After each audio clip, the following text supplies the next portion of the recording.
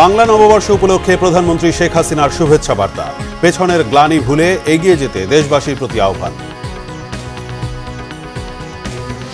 প্রধানমন্ত্রী ও তার ২-৪ জন অনুসারী ছাড়া সরকারের প্রতি কারো সমর্থন নেই, আমির খসরুর মন্তব্য। বললেন, সরকারের শোষণে মানুষ দরিদ্র হচ্ছে।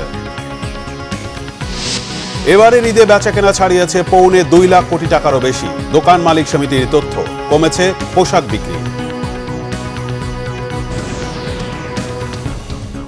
দেখছিলেন বিআরবি কেবল সংবাদ শিরোনাম, এবার বিস্তারিত।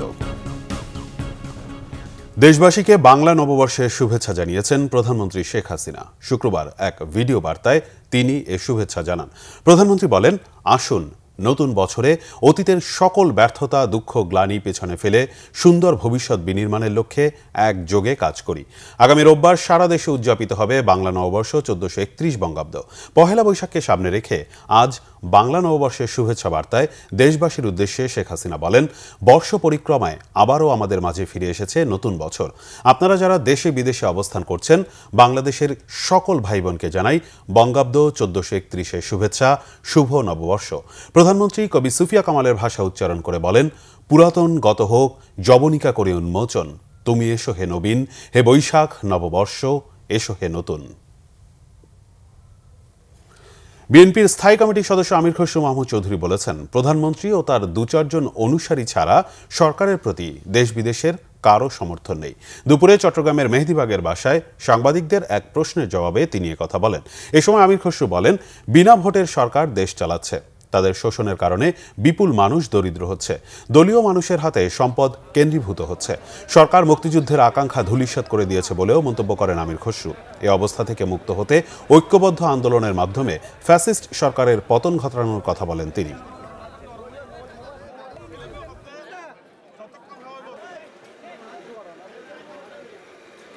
জোর করে প্রধানমন্ত্রী আর ওনার কিছু মন্ত্রী ২-৪-৫ জন যারা কথা বলে, এর বাইরে এই নির্বাচনে বাংলাদেশের বাইরে কোনো সমর্থন নাই। এরকম একটি সরকার জনগণকে বাইরে রেখে ক্ষমতা দখল করার পরে দেশ কেমন থাকে?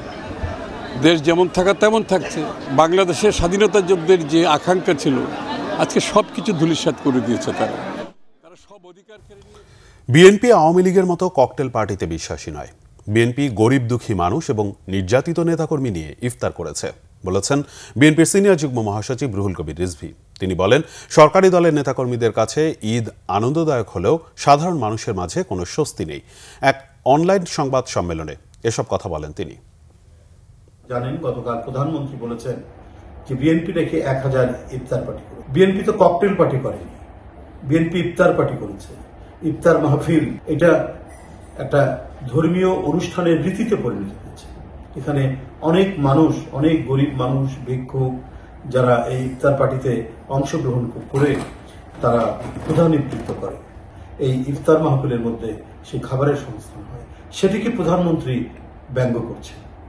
আমরা আওয়ামী লীগ যে ককটেল পার্টিতে বিশ্বাস করে, সেটাতে আমরা বিশ্বাস করি না। ঈদের ছুটিতে ফাঁকা ঢাকা, এখনো বাড়ির উদ্দেশ্যে ঢাকা ছাড়ছে মানুষ।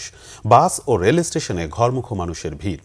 ঈদের আগের ঝামেলা এড়াতে অনেকেই এখন বাড়ি যাচ্ছেন। তবে ট্রেনের চাইতে বাসে যাত্রীর চাপ কিছুটা কম। বিস্তারিত দীপন দেওয়ানের রিপোর্টে। ঈদের দ্বিতীয় দিন কমলাপুর রেল স্টেশনে সকাল থেকেই যাত্রীদের ভিড়। যারা ঈদের আগে বিভিন্ন কারণে বাড়ি যেতে পারেননি, তারাই এখন ছুটছেন বাড়ির দিকে।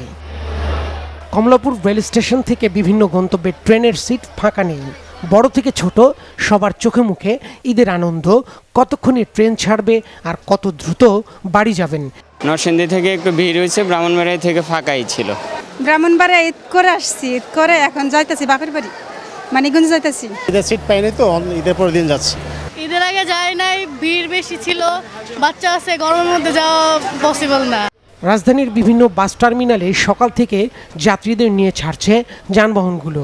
গাবতলী বাস টার্মিনালের টিকিট কাউন্টারগুলোতে রয়েছে যাত্রীর চাপ। অনেকে পরিবার পরিজন নিয়ে ছুটছেন বাড়ির উদ্দেশ্যে। টিকিট পাওয়া নিয়ে একটু সংকট ছিল, আর এখন ঈদ তো এখনও আজকে দ্বিতীয় দিন, ঈদ এখনও বাসায় যে আরও কিছু সময় পরিবারের লোকজন যারা আছে তাদের সাথে সময় কাটানোর জন্য এখন যাওয়া হইতেছে। মূলত ঈদের আগে যাইনি, বাচ্চা কাচ্চা নিয়ে ভিড়ের ভেতরে জন্য যাইনি। এবার শবে কদর, ঈদ উল ফিতর আর বাংলা নববর্ষের কারণে দীর্ঘ ছুটি কাটানোর সুযোগ পেয়েছে চাকরিজীবীরা।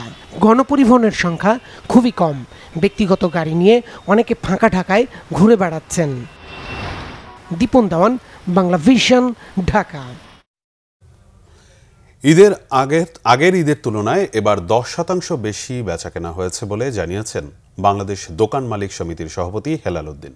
টাকার অঙ্কে বেচাকেনা ছাড়িয়েছে 2.25 লাখ কোটি। তবে মূল্যস্ফীতির চাপে পোশাকের বিক্রি এবার 20% কমেছে, এমন তথ্য বাংলাদেশ দোকান মালিক সমিতির।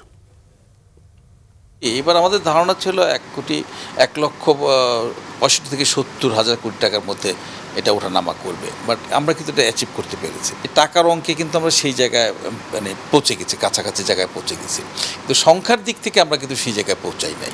অর্থাৎ আপনি যদি মনে করেন যে আমাদের একদিন ব্যবসায়ী ভেবেছিল যে এবার 5,000 পাঞ্জাবি সে বিক্রি করবে, কিন্তু 5,000 পাঞ্জাবি কিন্তু সে বিক্রি করতে পারে না।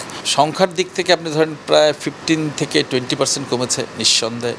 হ্যাঁ, আমি বললাম না, যার 3টা কেনার কথা উনি 2টা কিনেছেন, যার 5টা কেনার কথা উনি 3টা কিনেছেন। ধরেন একজন যারা পাঞ্জাবি তৈরি করেছেন, ধারণা ছিল যে উনি মানে 5 লক্ষ পাঞ্জাবি বিক্রি করবেন, সেখানে সে যারা হোলসেল করেন তারা 5 লক্ষ পাঞ্জাবি হয়তো বা হোলসেল করেছেন। রিটেলে যারা মনে করেছেন যে উনি 50,000 পাঞ্জাবি বিক্রি করবে বা 5,000 পাঞ্জাবি বিক্রি করবে, তারা সেই জায়গাটা কিন্তু অ্যাচিভ করতে পারে নাই। বাট টাকার অঙ্কে আপনি যদি দেখেন যে গত বছর আপনি যে পরিমাণ বিক্রি করেছিলেন, এইবার কিন্তু তার চেয়ে একটু বেশি মনে হবে যে একটু বেশি বিক্রি করেছে। এবং আপনি দোকানে খবর নিয়ে দেখবেন যে গত বছর রমজানে যা বিক্রি করেছে, এবার তার চেয়ে প্রায় 10% বেশি বিক্রি করেছে। ঈদের দ্বিতীয় দিনেও রাজধানীর বিনোদন কেন্দ্রগুলোতে উপচে পড়া ভিড়। পরিবার পরিজন নিয়ে রাজধানীবাসী উপভোগ করছেন ঈদ আনন্দ। খুশি আর আনন্দ উচ্ছ্বাসে আনন্দ ঘন সময় পার করছেন তারা। ইমরুল কায়েসের রিপোর্ট। এটি রাজধানীর বঙ্গবন্ধু নব থিয়েটারের সামনের চিত্র। প্রচণ্ড ভিড় জমেছে টিকিট কাউন্টারে। দীর্ঘক্ষণ অপেক্ষা করে লাইন ধরে টিকিট সংগ্রহ করছেন বিনোদন প্রেমীরা। তবুও উচ্ছ্বাসের কমতি নেই তাদের মাঝে। আমার আসলে অনেক দিন থেকে আমার বাচ্চাকে নিয়ে আসার কথা, ওইভাবে সময় নিয়ে আসা হয় না। ঈদের ছুটি পাইলাম, এই জন্য আসলাম বাচ্চাকে আসলে পরিবারের সবাইকে নিয়ে আমরা আসছি। ঈদের একটু আনন্দ বাচ্চারা সবাই একটু ভোগ করতে চায় এবং বঙ্গবন্ধু থিয়েটার সবাই একটু দেখার জন্য ইচ্ছুক। ঈদের ছুটি কাটাতে পরিবার নিয়ে অনেকেই এসেছেন নব থিয়েটারে। শিশুদের মহাকাশ সম্পর্কে জানানো এবং ঈদের বিনোদন দিতেই পারিবারিক এই আয়োজন। আর সৌরজগৎ থেকে আমি জানতে চাই কি সৌরজগৎ কি জানতে চাই। ঈদে আনন্দ করতে আসছি, মুভি দেখতে আসছি। এখানে আমি আমার পরিবারের সাথে এসেছি, আমার মা বাবার বোনের সাথে। এটা আমার প্রথমবার, এই নব থিয়েটারে আমি প্রথম এসেছি। ঈদ উপলক্ষে আমি এখানে এসেছি, এখানে এসে আমার খুব ভালো লাগছে। আমরা আসছি আমাদের বাচ্চাদের নিয়ে আসছি। বঙ্গবন্ধু স্যাটেলাইট চ্যানেলে অনেক কিছু দেখা যায়, শিক্ষণীয় কিছু বিষয় আছে, এগুলো দেখানোর জন্য, বাচ্চাদেরকে দেখানোর জন্য আসছি আমরা। শো শুরু হতে অনেক সময় বাকি। মাঝের এই সময়টা তাই হৈহুল্লোড় করে পার্কে কাটাচ্ছে আনন্দপ্রেমী শিশুরা। বিভিন্ন রাইডে চড়ে মজা করছে তারা। এখানে এসে আমার অনেক ভালো লাগছে। এখানে আমি এসে অনেক খুশি। এখানে আমি প্রথমবার আসছি। আমি এখানে আমার বাবা মার সাথে এসেছি এবং আমি এখানে সব আমার ছোট বোনও এখানে এনজয় করতে পারছে। আমি এতে অনেক খুশি, আমার ভালো লাগছে, আর এটাই আমার অনেক স্বপ্ন ছিল। ঈদের এই অনাবিল আনন্দ নগরবাসীর জীবনে নিয়ে এসেছে স্বস্তি। নাগরিক জীবনে অবসর খুব কমই পাওয়া যায়, তবে ঈদ এবং ঈদের ছুটি অখণ্ড অবসর নিয়ে আসে মানুষের জীবনে। রাজধানীবাসী সেই অবসর উপভোগ করতে এবং ঈদ আনন্দ উপভোগ করতে ভিড় করেন বিনোদন কেন্দ্রগুলোতে। ইমরুল কায়েস, বাংলা ভিশন, ঢাকা। রাজধানীর ভাসানটেকে একটি বাসায় গ্যাস সিলিন্ডার বিস্ফোরণে একই পরিবারের 6 জন দগ্ধ হয়েছেন।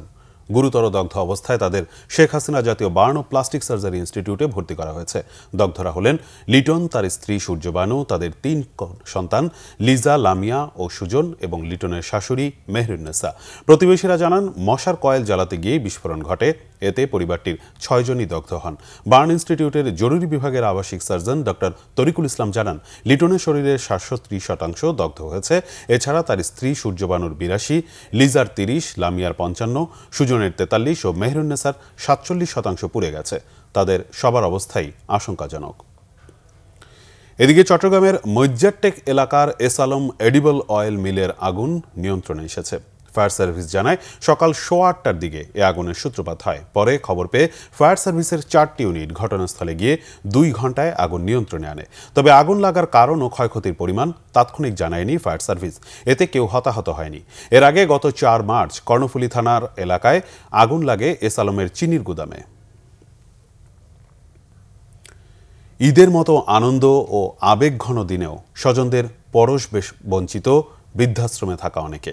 এ কষ্ট বুকে চাপা রেখেই বৃদ্ধাশ্রমে ঈদ আয়োজনে শরিক তারা।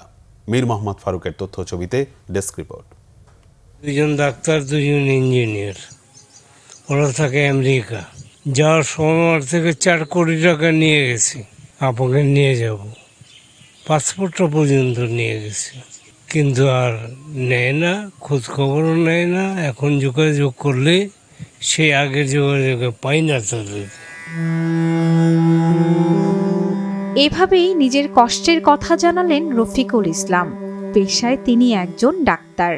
লাখ লাখ টাকা খরচ করে ছেলেদেরও বানিয়েছিলেন ডাক্তার ও ইঞ্জিনিয়ার, অথচ শেষ বয়সে এই বৃদ্ধাশ্রমই হলো তার শেষ ঠিকানা। একটা সময় ঈদ এলে সবার মুখে হাসি ফোটাতে কতই না আয়োজন করেছিলেন তারা।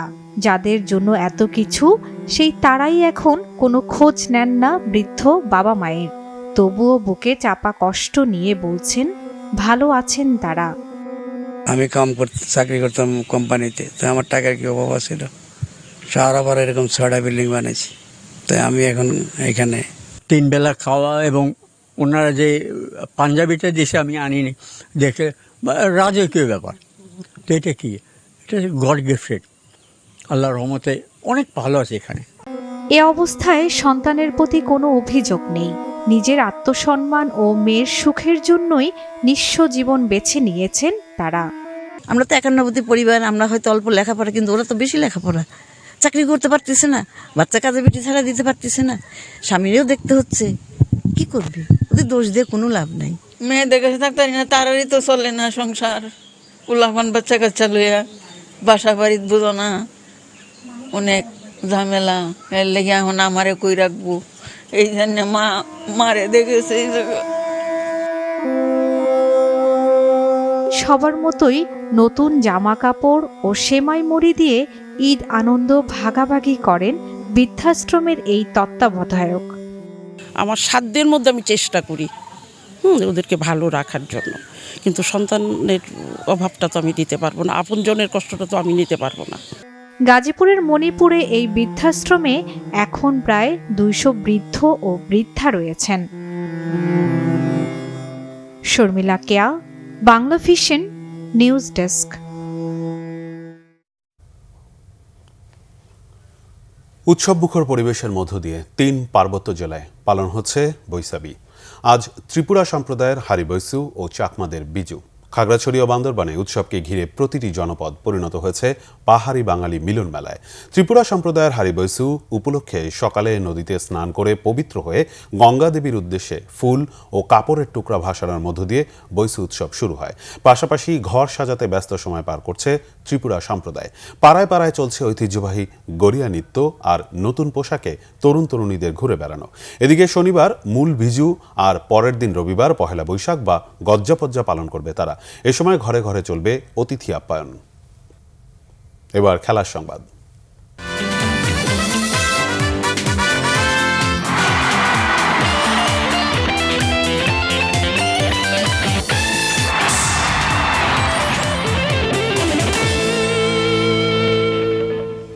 2027 সালের ওয়ানডে বিশ্বকাপের ভেন্যু চূড়ান্ত করেছে আইসিসি ও স্বাগতিক 3 দেশ। ওয়ানডে বিশ্বকাপের পরবর্তী আসরে স্বাগতিক 3 দেশ হচ্ছে দক্ষিণ আফ্রিকা, জিম্বাবুয়ে ও নামিবিয়া।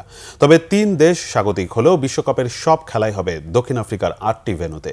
টুর্নামেন্ট শুরুর 3 বছর আগেই দক্ষিণ আফ্রিকার 8 ভেন্যু চূড়ান্ত হলেও জিম্বাবুয়ে ও নামিবিয়াতে কোনো খেলা হচ্ছে না। ক্রিকেট দক্ষিণ আফ্রিকার প্রধান নির্বাহী ফেলোতসি মোসেকে জানিয়েছেন, বৈজ্ঞানিক কারণ বিবেচনা করে দক্ষিণ আফ্রিকার 8 ভেন্যু বাছাই করা হয়েছে। বিমানবন্দর থেকে দূরত্ব ও হোটেল রুমের সহজলভ্যতা বিবেচনায় রাখা হয়েছে। তবে বিশ্বকাপের লাভের অংশ 3 দেশই পাবে। দক্ষিণ আফ্রিকার নিয়মিত টেস্ট ভেন্যু জোহানেসবার্গের ওয়ান্ডারার্স, সেঞ্চুরিয়ানের সুপার স্পোর্ট পার্ক, কেপটাউনের নিউল্যান্ডস, ডারবানের কিংসমিড এবং সাবেক পোর্ট এলিজাবেথ এবং বর্তমানে গেব্রার সেন্ট জর্জেস পার্কে হবে খেলা। এছাড়া অন্য 3টি ভেন্যু হল ব্লুমফেন্টেনের মানগাউইং ওভাল, পার্লের বোরেল পার্ক ও ইস্ট লন্ডনের বাফেলো পার্ক। 2027 সালের অক্টোবর ও নভেম্বর মাসে অনুষ্ঠিত হবে 12তম ওয়ানডে বিশ্বকাপ। তার আগে 2025 আইসিসি চ্যাম্পিয়ন্স ট্রফি পাকিস্তানে এবং 2026 টি-20 বিশ্বকাপে যৌথভাবে স্বাগতিক ভারত ও শ্রীলঙ্কায়। বার্সেলোনা ছাড়ার সিদ্ধান্তে অটল কোচ জাভি হার্নান্দেজ। চ্যাম্পিয়ন্স লিগে প্যারিসে পিএসজিকে হারানোর পরও সংবাদ মাধ্যমে জানিয়েছেন মৌসুম শেষে ক্লাব ছাড়ার বিষয়ে তার সিদ্ধান্তের পরিবর্তন হবে না। বার্সেলোনা হারানোর দিন ফিরিয়ে আনার লক্ষ্য নিয়ে কোচের চ্যালেঞ্জ নিয়েছেন দলটির কিংবদন্তি ফুটবলার জাভি হার্নান্দেজ। মাঠে নতুন প্রজন্মের বার্সেলোনা দলের পারফরমেন্স খারাপ হলে গত জানুয়ারি মাসে হতাশা থেকে পদত্যাগের কথা জানান জাভি, কিন্তু তার পদত্যাগের এক ঘোষণাতেই বদলে গেছে স্পেনের অন্যতম সফল ক্লাবটি। এরপর টানা 12 ম্যাচ খেলে একটিতেও পরাজয়ের মুখ দেখেনি তারা। চ্যাম্পিয়ন্স লিগের কোয়ার্টার ফাইনালের প্রথম লেগে পিএসজিকে তাদের মাঠেই 3-2 গোলে হারিয়ে বড় সাফল্য দেখিয়েছে বার্সা। এমন দুর্দান্ত সময়ের পরও ক্লাব ছাড়ার সিদ্ধান্তে অটল জাভি। ওই ম্যাচের একদিন পর বার্সেলোনা কোচ জানিয়েছেন মৌসুম শেষে ক্লাব ছাড়ার বিষয়ে তার সিদ্ধান্তের কোনো পরিবর্তন হবে না। জাভি আরও বলেছেন তার ওই সিদ্ধান্তই সঠিক। তার ওই ঘোষণাতেই দলের পারফরমেন্স বদলে যাওয়া নিয়ে জাভি বলেন তার ওই কথাতেই দলের উপর থেকে চাপ সরে গেছে। ফুটবলাররা চাপহীন ফুটবল খেলা উপভোগ করছে, তা না হলে এখানে আসা কঠিন হতো। এদিকে পিএসজিকে হারানোর পর আনন্দে ভাসছে বার্সেলোনা। কয়েক বছর পর আবারও চ্যাম্পিয়ন্স লিগের সেমিফাইনাল খেলার স্বপ্ন দেখছে একসময়ের দাপুটে ক্লাবটি। এখন ফিরতি লেগে নিজেদের মাঠে জয় বা ড্র করতে হবে তাদের। তবে প্রথম লেগে জয় পেলেও অতি আত্মবিশ্বাসী না হয়ে পা মাটিতেই রাখতে বলেছেন জাভি। সংবাদ শেষ করব বিআরবি কেবল শিরোনামগুলো আরেকবার জানিয়ে। বাংলা নববর্ষ উপলক্ষে প্রধানমন্ত্রী শেখ হাসিনার শুভেচ্ছা বার্তা। পেছনের গ্লানি ভুলে এগিয়ে যেতে দেশবাসীর প্রতি আহ্বান। প্রধানমন্ত্রী ও তার 2-4 জন অনুসারী ছাড়া সরকারের প্রতি কারো সমর্থন নেই, আমির খসরুর মন্তব্য। বললেন সরকারের শোষণে মানুষ দরিদ্র হচ্ছে। এবারের ঈদে বেচাকেনা ছাড়িয়েছে 2.25 লাখ কোটি টাকারও বেশি। দোকান মালিক সমিতির তথ্য। কমেছে পোশাক বিক্রি।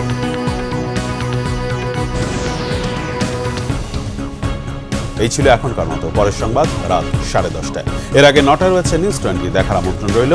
এছাড়া বাংলাভিশন সংবাদ ও সংবাদ সংশ্লিষ্ট অনুষ্ঠান দেখতে ভিজিট করুন www.bvnews24.com ও facebook.com/banglavishnnews এবং সাবস্ক্রাইব করুন youtube.com/banglavishnnews। ধন্যবাদ।